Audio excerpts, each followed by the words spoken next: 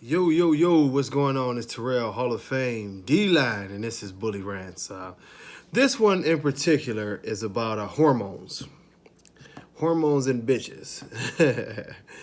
and I get quite a few questions about the different problems with breeding and different problems with females. And keep in mind, I'm not a doctor. I have a little experience, but I never graduated. So let me tell you this. First of all, in the bully breed, and I don't know how prevalent it is in other breeds, but I know it's in the bully breed, PYOMETRA is a big issue. And one of the things that is very, very, very, very much so misunderstood about PYOMETRA is that people think it's a virus, that the dog just catches it. Actually, what's happening is that's a secondary infection. It's a secondary infection caused by a hormonal spike and the body's reaction to that hormonal spike. It gets sort of complicated, and I've even heard medical people debate back and forth about it. But the bottom line to this is it is not something that you just run around catching.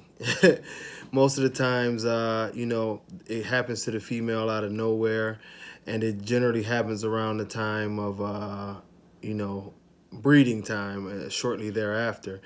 And if you do notice this, it causes a terrible odor, and it can actually kill your female. Most times, the female has to be fixed, and it's a thing.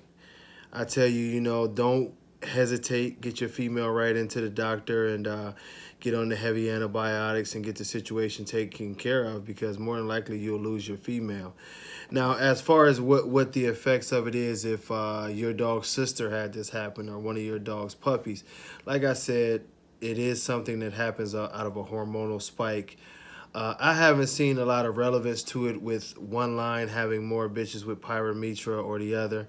I just think it's something that unfortunately happens, and when it happens, unfortunately, sometimes you lose a dog that you planned on having litters with.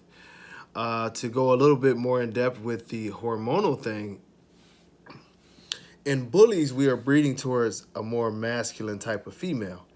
Since we are breeding toward a more masculine type of female, I've noticed over the years that the more masculine type of females are now starting to have more and more issues breeding.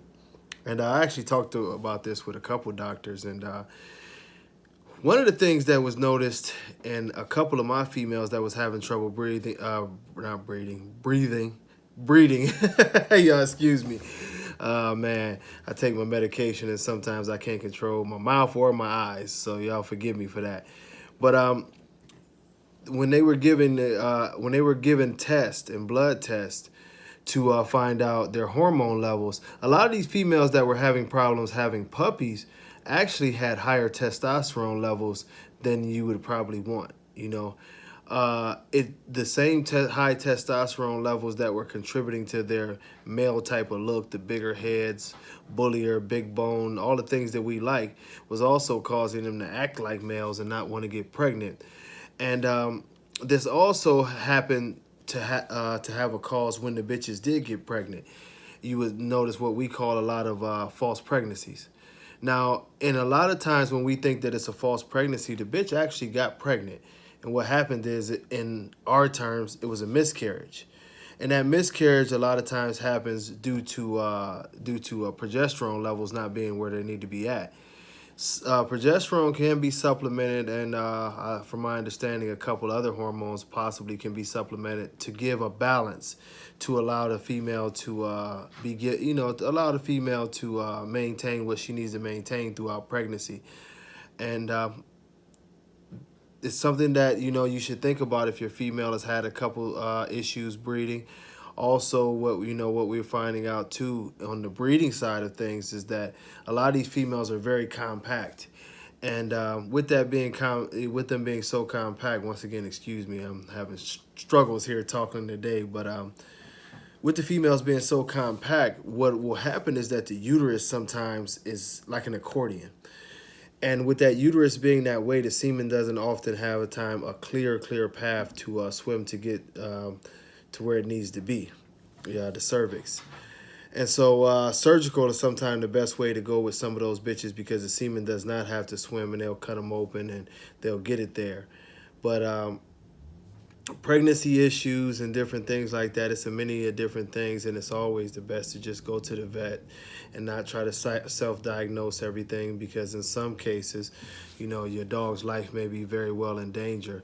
When it comes to just breeding issues, a lot of times I've had the most success by doing all of my progesterone testing, and I've explained that on another video, but around point 0.5, I mean around 5.0 is when the eggs, the bitch starts to ovulate, the eggs drop. 2 days later, they can be fertilized, and generally the eggs can be fertilized for 72 hours.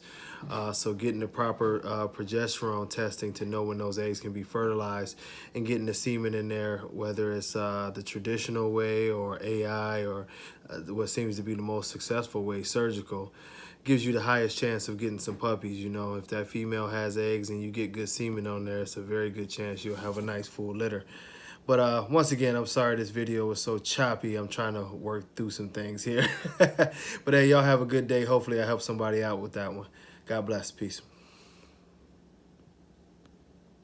Now the camera don't want to cut off.